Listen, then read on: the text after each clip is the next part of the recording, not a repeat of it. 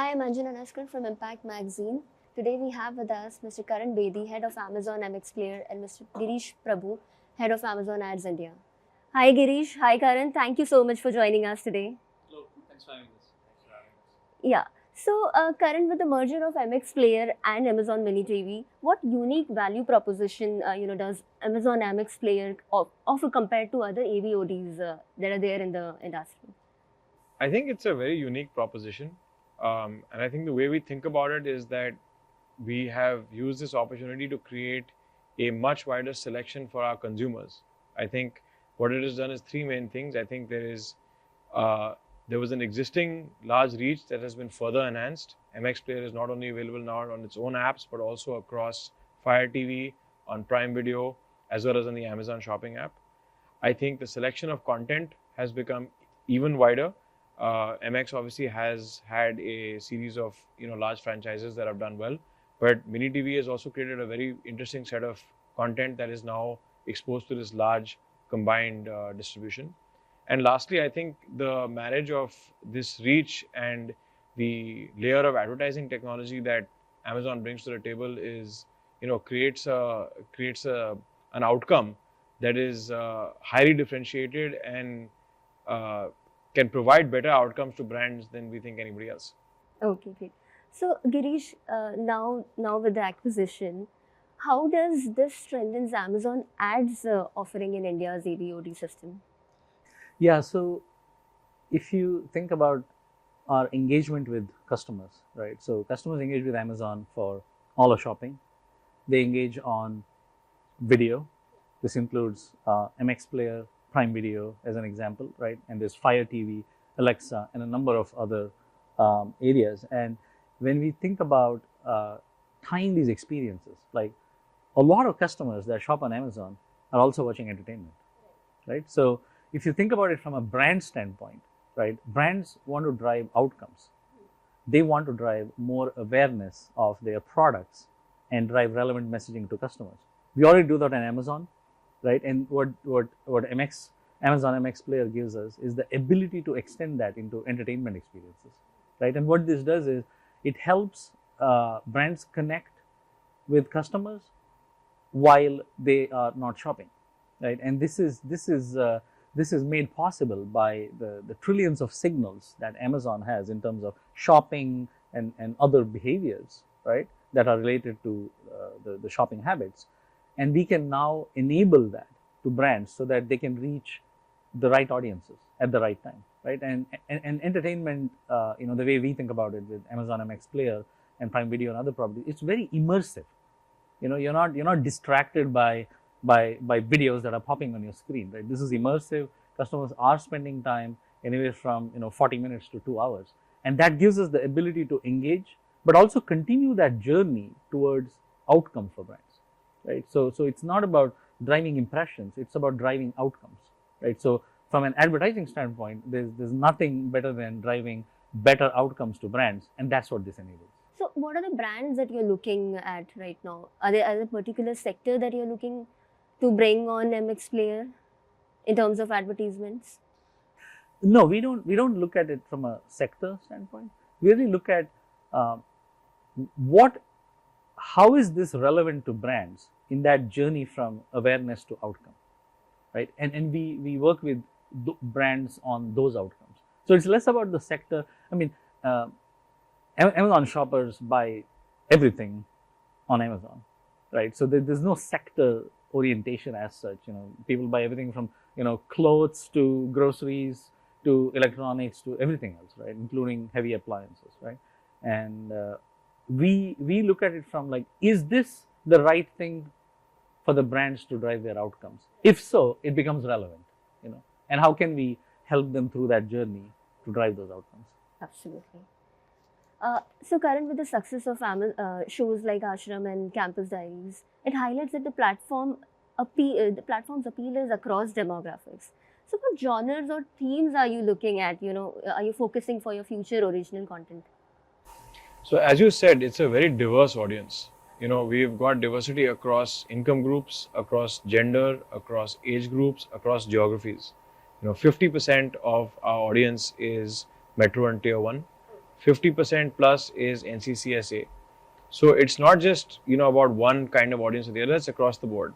And what that allows us to do is that it allows us to create a very wide suite of content. So as you said, there are shows like Ashram that appeal across the board. There are shows like Campus Diaries that are a little bit more focused on young, nostalgic sort of college experiences. There are shows like Bhokal, which are action oriented. There are shows like Who's Your Gynac, which is a show that actually is from the mini TV stable that is done extremely well and now gets access to a much larger audience. So this allows us to create a very large suite of content, and then on top of that we add the largest selection of localized international content, what we call Videsi, right? So we pioneered this with Turkish content many years ago. Now there's Korean, there's Mandarin, there's a whole bunch of other languages, all of which is rapidly consumed by like all parts of the country. It's not limited to one state or the other.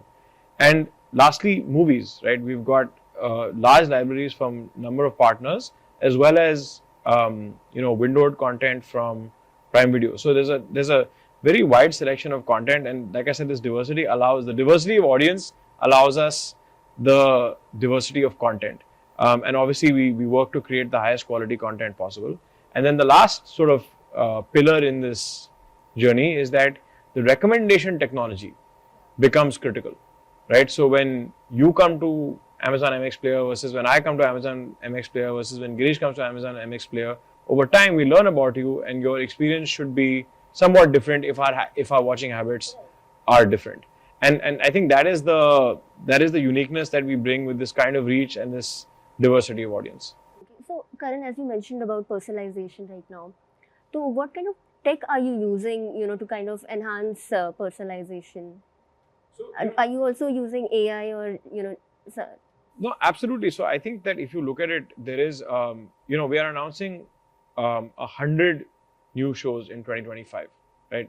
So as you can see, we are fully invested and doubling down on growing this, amazing product. The recommendation technology is across a bunch of different things, right? So for machine learning, which is something that is been part of MX for some time, to now sort of LLM backed, AI backed development of how do we refine that to be even more relevant, to features like automated subtitles and eventually automated dubbing. All of this is now possible with this like explosion in opportunities that AI's new models have brought. And as you can see from the recent upheaval in markets, that AI itself is evolving at such a fast pace that every week we are getting access to newer and newer technologies, which allows us newer and newer opportunities.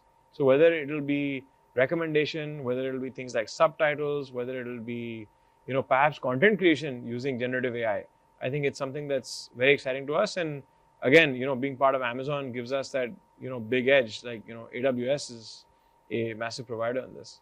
now I think we have competitors for within the generative AI space as well. ChatGPT has 2 competitors right now. Yeah, no, I think it's very early. I think I would say AI today is probably it's kind of what the internet was probably in the early 90s, the mid 90s. I think there's a long way to go in terms of the evolution of the technology, and I think there is palpable excitement at the opportunities that will open up. Absolutely. So, Girish, the AVOD model is both competitive and challenging, as we know. What innovations are you, bringing to ad placements and monetization strategies to, kind of ensure a non-intrusive yet profitable experience for both the audience and the advertisers? Yeah. So see, for us, if we look at it from viewing experience, and then there is brand experience, right? These are the two kind of large areas for us. So if you think about customer experience on it, right? A lot of what Karan talked about in terms of diversity of content, new ways of communicating stories, right? Our idea is that we want brand messaging, which is advertising, to be as close to native as possible, right? So if you think about the opportunities, brands can be part of the story, part of the show, right? Traditionally called brand integrations, right? So we can weave brand to be part of that storytelling. right? So that's a very highly immersive way of doing it. Yeah, we have many shows that we've already done this integration, and I think we'll continue to evolve that format, right? I think that's very exciting. But when you think about other forms of ads, right, we look at it in a couple of different ways. One is anything we do has to be immersive, like it should be exciting, it should be relevant, and that's where I think a lot of the signals we talked about earlier about Amazon signals and how we bring that into the decision making of what to show at what time, right? I think the immersiveness of it and the relevance of it is important. And just to talk a little bit about that immersiveness, we also believe that it can't be interruptive to like saying what is this now, right? It has to be relevant and it has to come at opportune times. So we also think that there are natural transition points when you're watching. Going from one episode to another episode is an excellent opportunity to drive a relevant message for the brand. So we look for such moments where this messaging is relevant, right? And we provide that as an opportunity. An extension of that is if you think about viewing habits, a lot of viewers watch in portrait mode on mobile. On TV, streaming TV is very different, but they watch in portrait mode, and there's an opportunity for us to engage further by showing the details of the product that you're watching the video for, right? So we've done this, we've experimented with this. It's actually worked really well because now not only do you know about the product that is being shown in the video between an episode, you also see what the product is, how much is it, and it gets delivered instantly through Amazon.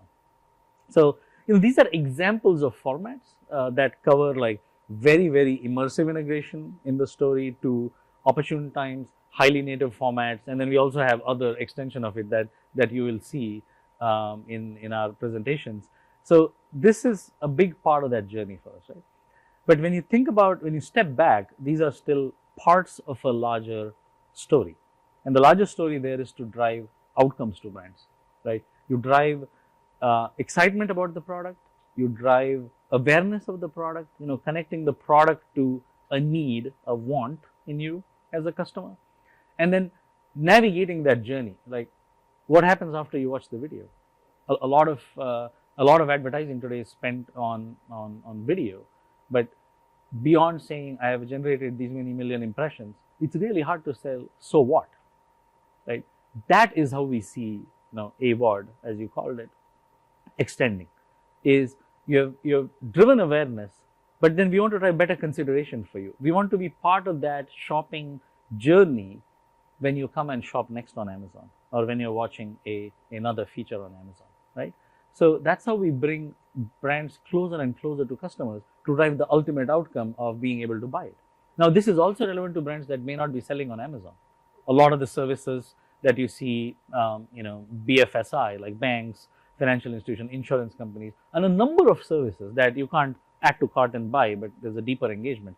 What is relevant to these brands is the viewers and the shoppers on Amazon. They are still highly relevant, right? So video gives an opportunity to engage even more immersively.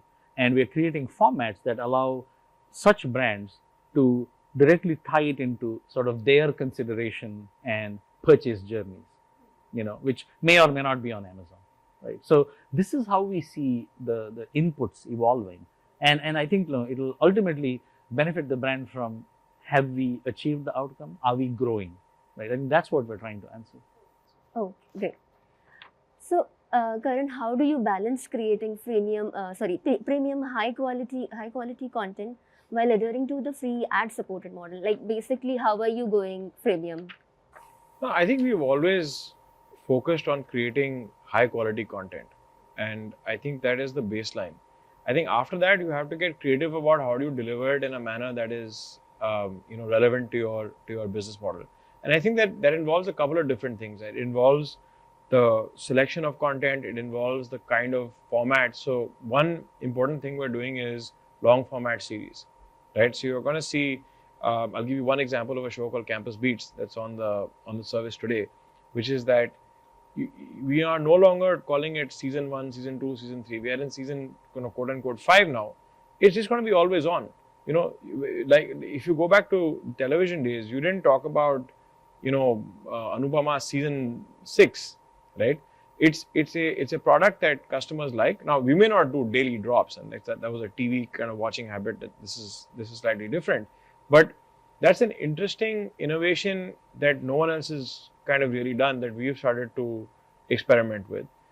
You're going to see, so that's one example of how you create engaging content that is fits into the model of saying, hey, listen, we want people to come and watch in a regular manner.